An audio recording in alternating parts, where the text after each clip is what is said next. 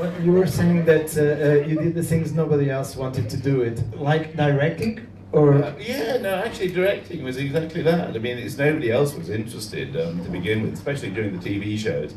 And so I sort of took it on myself to actually. I always went with the director to look at the locations, to check how he was going to film things, and then the editing. I was always there for the editing. Our director, Ian McNaughton, he's Scottish, you know, and he says, "Well, we got 2 hours. We got 2 hours to edit this show, you know." And I said, "Well, anyway." So we started editing. In fact, we'd spend the whole day editing the show, and eventually I'd get everybody else to come in and have a look at it. But it was hard work to begin with. But eventually Ian sort of got much better, and we worked together okay. But what was it hard to direct all those strong personalities and egos? Well, not really, no. Because it's like the directing was really just making sure you didn't do the wrong thing. Really, it was like because we'd written the stuff, we were performing it. So we kind of knew what we were doing. I mean, occasionally you'd say, "I think take that down a little bit. You know, just do it a little bit straighter. You know, don't be so funny. You know, yeah, that's my usual direction. Really, is don't be so funny. You know, but generally it was we knew what we were doing really. So it was just making sure the camera's in the right place and the thing looks right." We were talking about Monty Python, but it's been lots of things you've been doing since then, documentaries and books. About the children's books, it's a thing that came because you have pleasure with it. It's opportunities. It's the book guys that said, "Oh, let's write." No, I don't know. Writing the children's books was really when my daughter was 5. I thought, "Oh, great! I could read her some fairy tales." And so I bought a copy of the Brothers Grimm, and I started reading out I think it was Snow White. That night, as she was going to bed, I read out Snow White, and I'm reading out Snow White to her. And it's very long, the Brothers Grimm version.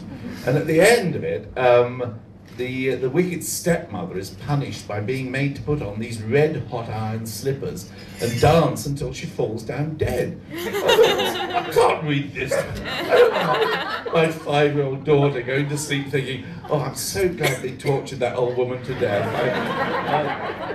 And I thought, I can't read that out to her. And so the next day I started writing stories that I felt I could read to her. So it was like trying to write her the fairy tales that I wanted her to hear, rather than. And these evil machines, that's where we can't see.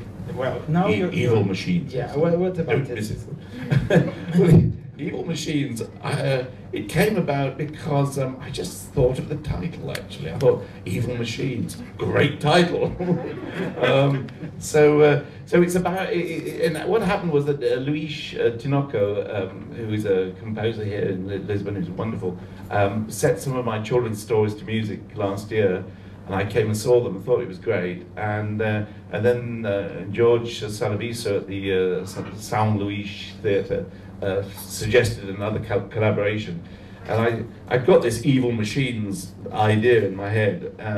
So I wrote it quite quickly, and thought, well, I don't know how they're going to do this. You know, it's going to be washing machines and parking meters and motorbikes and vacuum cleaners singing on stage, but that's their problem. And did you do a casting for those machines? Well, some shops. Not when I wrote it. We did later. But I bought several. Actually, I did. You're absolutely right. I looked up on the internet and discovered there's a museum of vacuum cleaners in America. I couldn't believe it. So you can see every kind of vacuum cleaner. And I can say also that in Portuguese cinema there are people that act like vacuum cleaners too.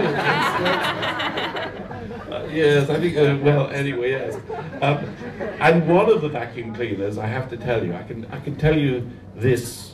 For the first time, this is the only time it's been made public, the first time it's been made public, one of the vacuum cleaners in Evil Machines explodes on stage. So you're the first to hear that.